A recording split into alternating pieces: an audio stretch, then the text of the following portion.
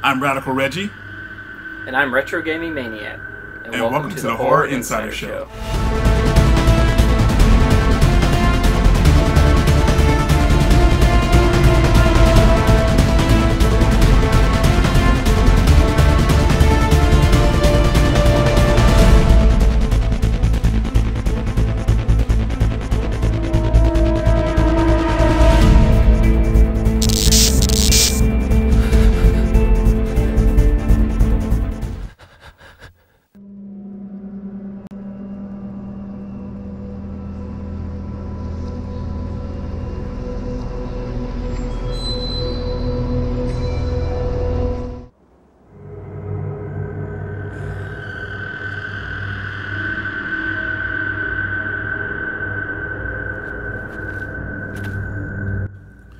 So Siren, also known as Forbidden Siren, was released in Japan in 2013 and 2014 in America. Now this game was created by Sony Interactive Entertainment, and you might know them from making games such as Ico, Shadow of the Colossus, and stuff like that. But one thing about Siren is it is a different type of survival horror, is where it relies on stealth and also the sight jacking system. So the first time I played Siren was actually on a demo disc that I had that also included Silent Hill 3. And like Reggie was talking about, this game relies more on stealth than it does action and attacking enemies. Yes, you can attack enemies, but you're going to mostly want to creep around them. It has a lot of stealth elements to it, so really avoiding contact with these enemies is your best bet because they will wreck you. They are really hard to take down. And like Reggie mentioned also, you have this ability called Sight Jack. And with Sight Jack, you can actually use that and see what your enemy is seeing. Now you can use it to help navigate to get around them, or you can actually use it to listen to what they're talking about. And the first time I used it was really creepy. Just something about seeing through the eyes of your enemy really creeped me out, and the environment and level is just set up really well. Very creepy game. Now, Siren is one of the first games to use a sight jacking system, which is pretty much seeing what your enemy sees. And this is going to help you get around. This is essential to learn because Siren is the type of game it's not necessarily if you get caught the first time it's game over, but your character is not really prepared to deal with the situation. So you really want to avoid combat as much as possible. Maybe once you get caught and get away, twice you're lucky, but 3 times it's just going to be tough. So just be aware because your enemies will know where you're at and they will try to follow you relentlessly. So one thing I really like about Siren is the environment that the level takes place in. It reminds me a lot of Fatal Frame. It's an old Japanese village and it's dark, it's quiet, there's a lot of fog, very creepy. And while the graphics aren't amazing, they did a really good job on the characters' facial expressions, which look almost lifelike. So the game doesn't have bad graphics. I'd say it's like Silent Hill graphics, maybe not quite as good, but they did a really good job on the characters' facial expressions and everything, making it feel really lifelike. I always felt that Siren was a game that was ahead of its time. You know, it used processes that I'd never seen used in games before at the time. The polygonal transformation, which would use real people's faces expressions and put them in the game. You know, I thought that it was really well done. I'm not sure if that was the first time it's been done, but they did it really well. You know, I remember playing the game, I was like, wow, this looks like real people, you know, and that kind of adds to the tension of the game and everything like that. You know, Siren is one of those games, it's totally hidden, and a lot of people don't talk about it, you know, but it's actually an excellent game, and it really, you have to have a lot of patience to play it, not to the point that it'll drive you crazy, but you can't be too witty and run out and do stuff in the game. You have to be careful and kind of map out your surroundings by using the sight jack system, because enemies can see you well, you can't see them too well, so make sure you can see where they're at through their eyes.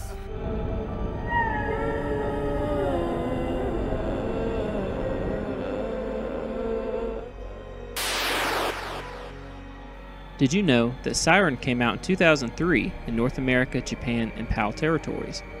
But in 2006, a sequel was made called The Forbidden Siren 2, but was only released in PAL territories and Japan. But then in 2008, a reimagining of the series called Siren Blood Curse was released on the PlayStation 3. While Japan and PAL territories received a physical copy of this game, North America did not, and currently the only way to play this game is to download it for the PlayStation Store. So Siren is one of those games that a lot of people don't know about. And the good thing about it is that this one is actually cheap. It's like 10, 15 bucks, maybe $20. But it's a game that you can find pretty easily. It's cheap.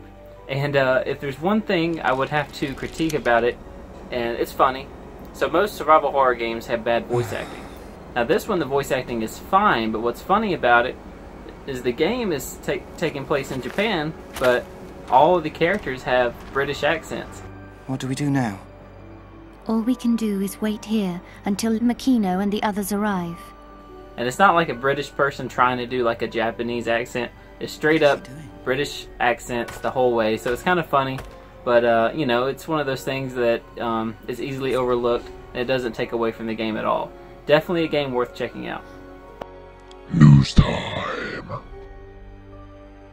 Alright guys, so I hope you enjoyed that video. I know we had a fun time playing it and making this video, so I hope you enjoyed it. So, what are your thoughts on Siren, Reggie? You know what? I really liked Siren, but to be honest with you, I wasn't good at it because I was the type of person that likes going in, like knowing what's out there. You know, in Siren, you have to be stealthy and you have to be very careful because you know you're not really equipped to fight a lot of these monsters, so you have to sneak past them to get to your goal. Yeah. But overall, I think it's a fantastic game, and I love the art style they did with it, with the polygonal trans. Yeah, that was actually really surprising for PlayStation 2 to see that. Exactly. You know, that was really, really cool. It was a game ahead of its time, but sadly it got overlooked and didn't really sell well. So the sequel, which is the best game in the series, was only released in Japan and in Europe and PAL territories. So, but it did get a remake, reimagining of it, I would say. Yeah, Blood Curse. And that one did okay.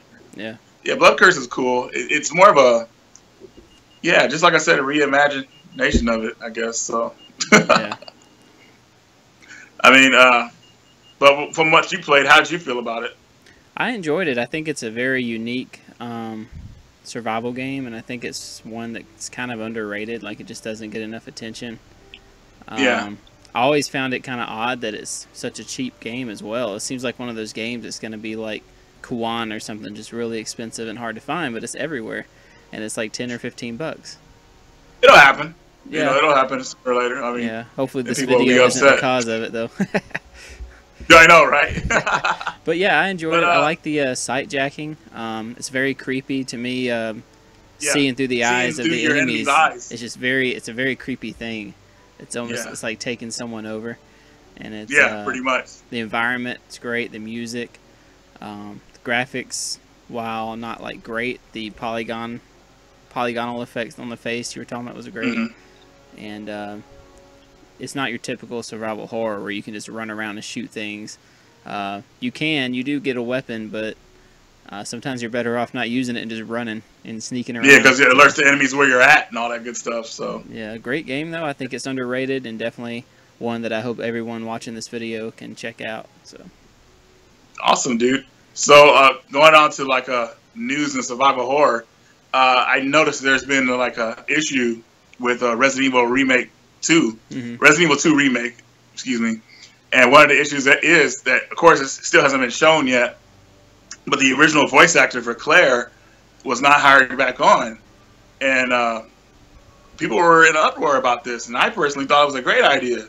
Yeah. Get some fresh voices in there. I mean, why do we have to hear the old voices again?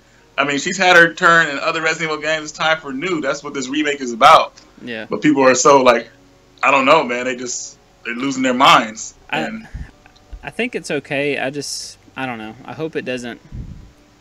You've seen Silent Hill 3 when they remade that game, and they redid the voices in that game, and I actually prefer the old voices.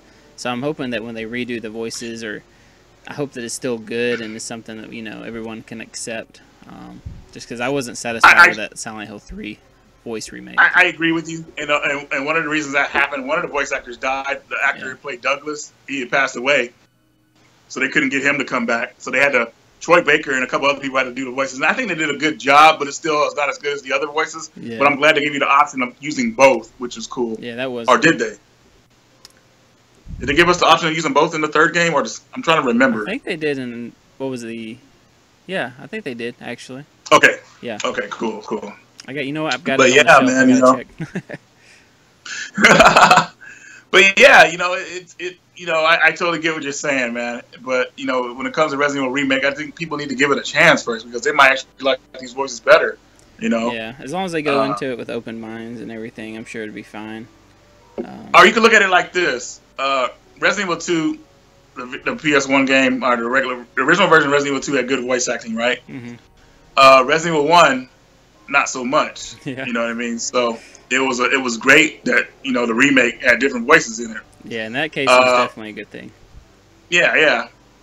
But I still think, like, with Resident Evil 2, if they redo the voices, it could still possibly be better, even though Resident Evil 2 honestly doesn't really... Well, yeah, it could use an upgrade in voice acting, so, Yeah. I thot it was great at the time, and it still is somewhat, but... Almost anything's better than the original Resident Evil 1. Oh, definitely.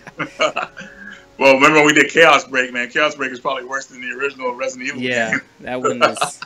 You almost wonder if they're like doing it on purpose or if they're just really that bad, No, they're just cheap, man. They say, hey, you do this voice acting, you read the script, and they read that script, and it saves them a lot of money from hiring a professional, which is probably same thing I would have did to save a quick buck.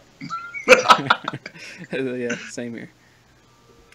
But yeah, so that's gonna be pretty much be it, guys. We hope you enjoyed the video. Josh, do you have anything you gonna say? No, check out Siren. It's a great game. Get it before it does become one of those expensive, hard to find games. Get it now, yeah. It's a very unique experience playing that game using the sight jack system. That's the one thing about this game that really stands out, and it's one thing that personally just creeps me out, like going into their vision and like hearing them breathe and stuff. It's really creepy. Yeah, seriously, especially to deal with a sniper rifle working. And the creepiest thing is when you go and you look into their vision and they're looking at you already. Yeah, it's like what?